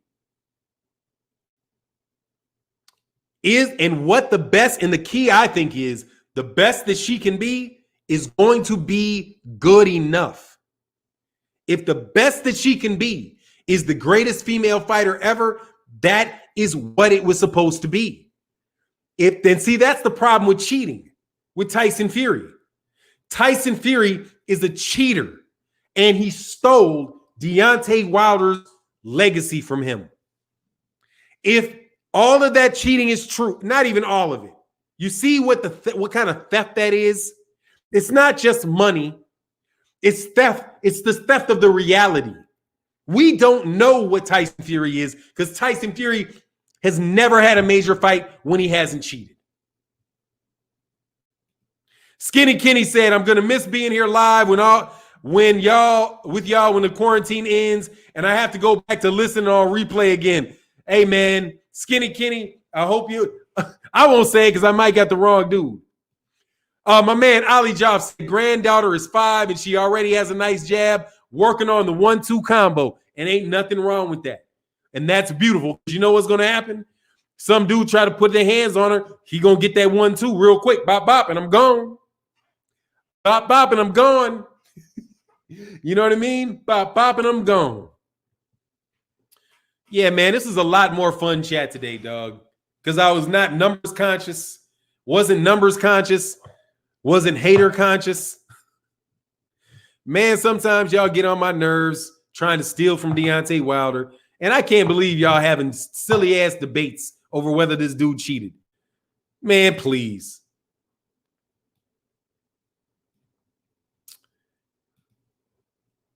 We keep going even though they say what they say. Exactly, which is why you just need to not listen to them. As soon as somebody gives you that discouragement, get rid of them. Because you'll never make it if you listen to them. And at a certain point in time, I do believe you should stop even hearing them. It's best if you don't hear them. Because you will never know what they think if you don't hear them. You just got to cut them off. You know what I mean? Cut them off and don't hear them. And then it doesn't matter. Except for if somebody's talking about her technique. Hey, you need to you need to do this, so you need to do that. This is going to improve. This is going to help you get to where you're getting to. Those type of things, if they're saying those type of things, that could work. Battle Ready Fitness says, smash that like button on your way in. Yes, sir. Smash that like button, man. I'd argue he solidified Deontay Wilder's legacy. I mean, he has as a person for sure. As a person, Deontay Wilder to me is now legendary. The rest of y'all can say what you want, but he's got courage and you don't. Because that takes a lot of courage to do that, man. It takes a lot of courage. Takes a lot of courage to stand up there and tell a bunch of people that are talking bad about you the truth. See, Deontay Wilder would be the type of kid in grade school that wasn't popular. He'd be the kid, you know, if he wasn't big and strong and could slap the fire out of people's mouth, he'd be the kid in high school that wasn't popular. Because, you know, everybody be like, well, you can't have him starting as the quarterback because, you know, he's not a true leader. The way they define leader is somebody that can get other people to follow them in doing what they want them to do. That's the type of leader they're looking for. We're looking for somebody that can convince everybody to do what I want them to do. That's the type of leader that I want. Not somebody that's going to tell the people what they think is best, but somebody that is going to be able to tell these people and convince them to do what I want them to do. That's the type of leader that they want. That's the type of leader that they want for black folk. Like that boy, what's fat dude's name? Jason Whitlock. Like Jason Whitlock's that type of dude. Writes well enough that maybe this dude can convince him to act like we want him to act. Charles Barkley, you know, he seems relatable and funny. Maybe these Negroes will laugh enough at him, and these dudes are terrible, dog. Jason Hilton in the building. What's going on, man? He said, what's good? Fannon and Don, what's good, homie? I'm chilling, man. Just having a good day doing a live stream, man. Got more videos dropping later today, so it should all be fun, you know? All be fun, but doing a little bit less of a boxing conversation today and more of a just, you know, related to life type of thing. And it is, what day is it? But we'll be heavy boxing tomorrow. He who greets with fire, He who greets with fire. What are the chances all this Wilder Fury controversy is planned and they're doing it to promote the fight? Third fight, 0.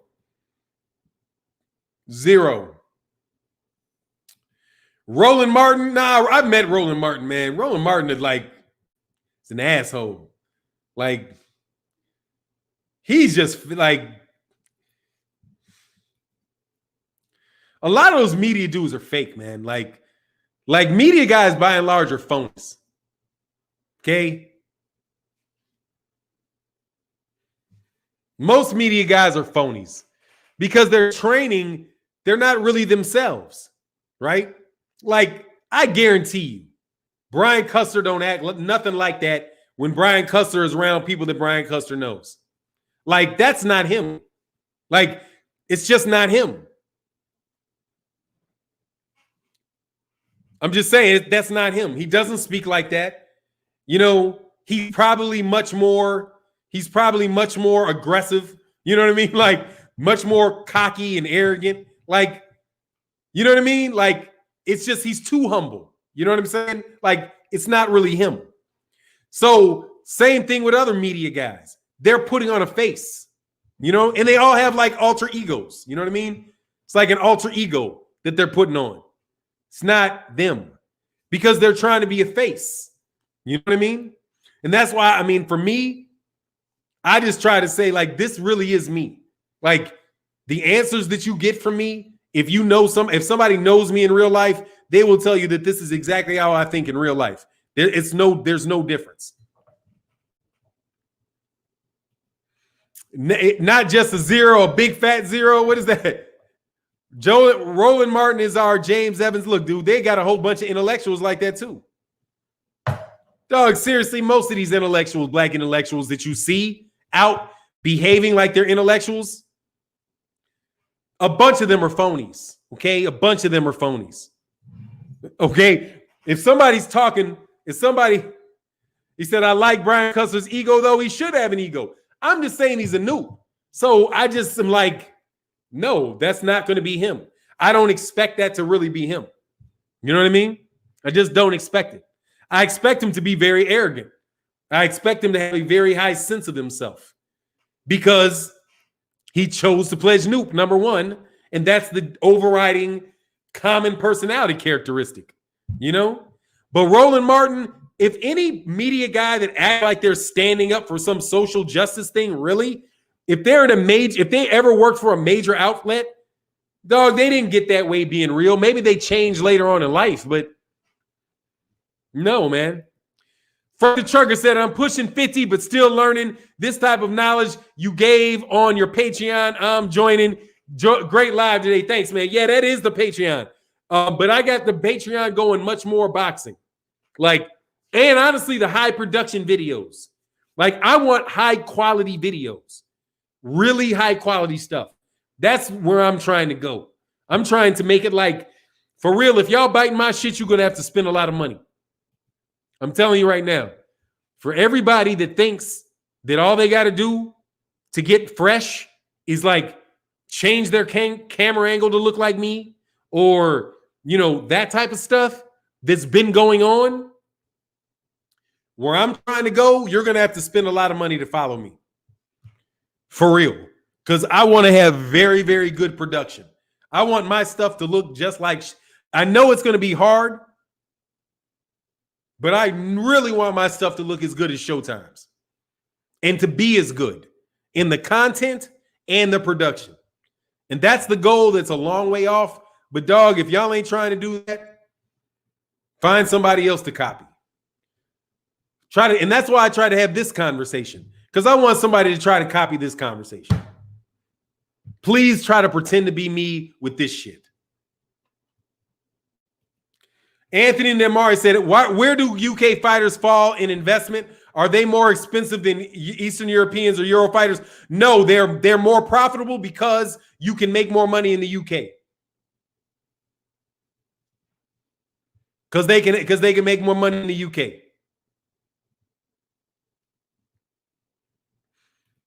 I ain't never seen you in my life, dog, and I don't do commercials, homie. Okay? I ain't never seen you before in my life, and I ain't never seen commercials. And I don't do commercials, homie. Get the fuck out. Okay?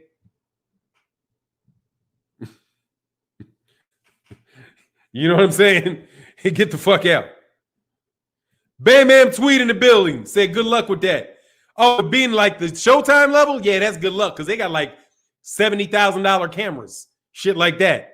But I think you can do it with like a 20K camera. I think you can probably do that shit. They got some cameras that are really, really nice. But that's for fun. That's just to be the best you can be.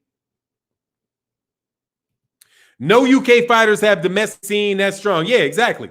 That's what the thing is, because you can sell tickets in the UK. So like you can take an American fighter over to the UK and have them fight a UK fighter, and they'll do really big numbers. Like if Callum Smith did fight Canelo in the UK, there'd be a big crowd that would go see Canelo in the UK. And if they fought him, and if they did a pay-per-view with Callum Smith late at night, or when would it need to be? In the afternoon? You know, in the afternoon, then maybe he could make that, then that could work for him there. You know, but no, they really do have big money in the UK, because UK has a lot of pay-per-views and they have a lot of really active fans. The only reason Nari, commercials, what the fuck you mean? Let me explain what I mean by commercials after I throw you out.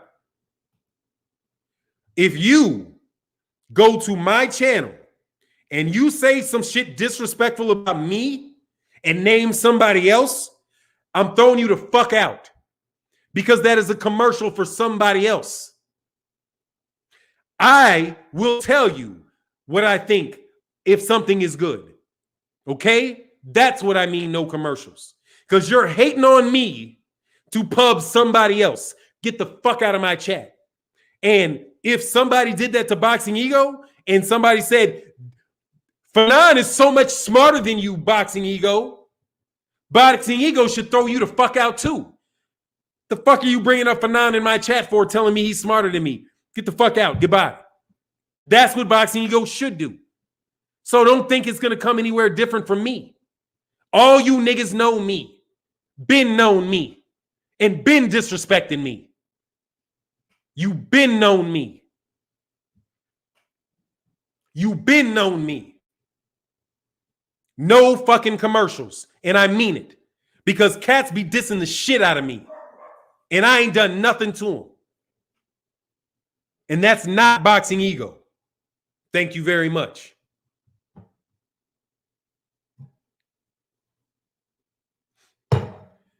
but no fucking commercials. That's what the fuck I mean. If you want to come to my channel and support your fighter and put your link in your shit to say, go look at my channel, I'm throwing you the fuck out because there ain't no commercials. This is the LDBC. I don't go and have commercials on other people's channels. Leave me the fuck alone. Was that clear enough? Was it clear? Was that clear enough? Channels be shitting on me, and I hear it. And I don't shit on anybody else. Except for trolls. That's quite fun. I can't lie. I do indulge.